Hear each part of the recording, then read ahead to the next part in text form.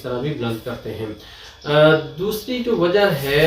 جو ہمارے مسائل کی، وہ یہ ہے کہ ہمارے برے اعمال، جیسے قرآن مجید میں اللہ تعالیٰ فرماتے ہیں وَمَا أَصَابَكُم مِّن مُّصِيبَةٍ فَبِمَا كَسَبَتْ أَيْدِيكُم، جو بھی مصیبت تم پر پہنچتی ہے، آتی ہے، وہ تمہارے ہاتھوں کی کمائی کی وجہ سے ہے، تمہارے برے اعمال کی وجہ سے ہے۔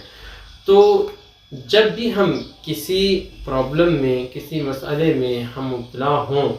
اور ہمیں اس کی ریزن معلوم کرنی چاہیے۔ اگر تو وہ ریزن ہمارے برے اعمال ہیں،